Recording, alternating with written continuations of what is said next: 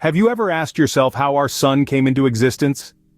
This burning question has piqued the curiosity of astronomers for centuries, leading to a theory that's widely accepted today, the nebular hypothesis. Imagine a vast, dark, silent expanse punctuated by large molecular clouds. These clouds are colossal, dense, and cold, composed of a mix of gas and dust. They're the birthplaces of stars, and our sun was no exception. In one such cloud, a particular region began to undergo a change. The gas and dust in this specific area became so compact, so dense, that it couldn't hold itself together anymore. Under the immense force of its own gravity, it collapsed. This was the beginning of a cosmic event that would give birth to our sun. This collapse caused the material to spin and heat up. Picture a hot spinning disk of material, a celestial whirlpool if you will, forming in the heart of the cloud. The center of this disk, under the relentless pull of gravity, accumulated more and more matter. As it grew denser, it also grew hotter, transforming into a glowing sphere. This was the nascent stage of our sun. But the birth of a star is not a quiet affair. As the core of this sphere heated up, it ignited a process known as nuclear fusion, marking the transition from a mere glowing sphere of gas to a full-fledged star. And so our sun, a sphere of hot plasma, came into being, radiating energy into the cosmos. This process, from the collapse of a molecular cloud to the ignition of a star, spans millions of years. It's a testament to the grandeur and intricacy of our universe. It's also a stark reminder of how our own existence is tied to the life cycle of stars. So, from a simple cloud of gas and dust, our mighty sun was born.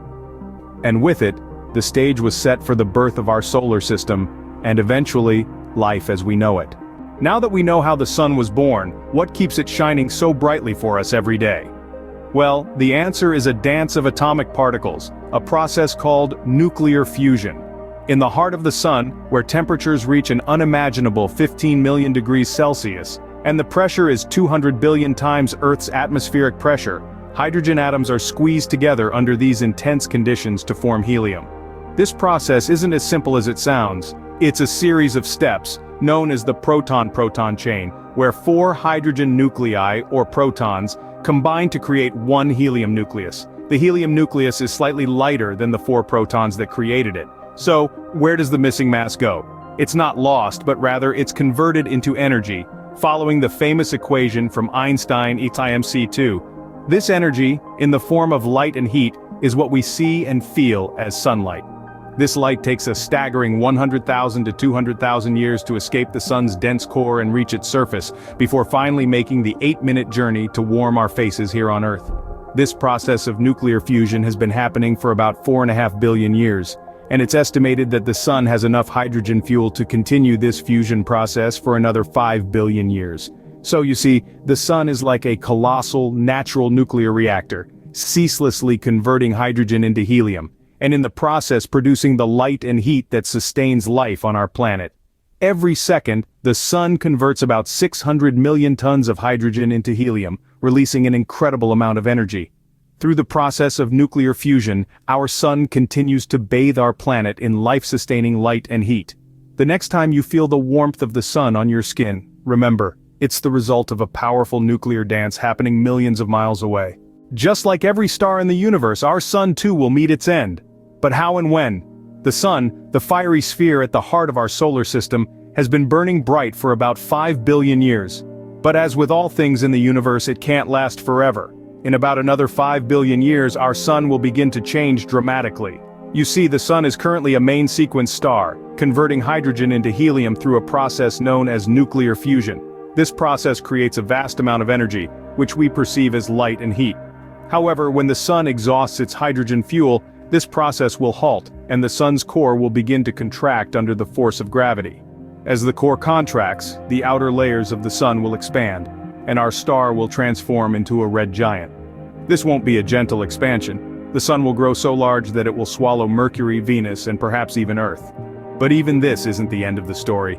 After the red giant phase, the sun will shed its outer layers into space, creating a beautiful cosmic spectacle known as a planetary nebula.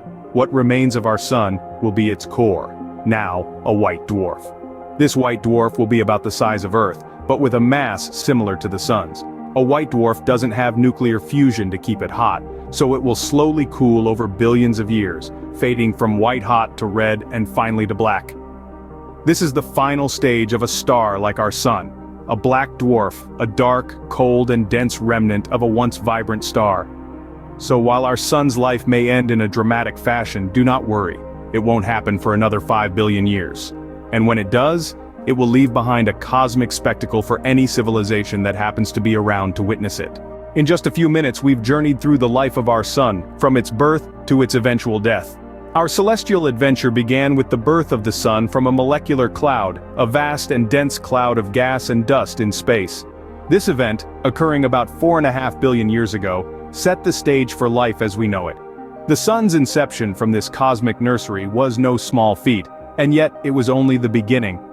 We then delved into the heart of the sun, where the magic of nuclear fusion occurs. This process, the fusing of hydrogen atoms to create helium, is what sustains the sun's life and provides us with light and warmth. Finally, we looked into the future, to the sun's inevitable demise as a white dwarf. Despite its fiery and vibrant lifetime, the sun's end will be cold and dim, a silent testament to its once radiant existence.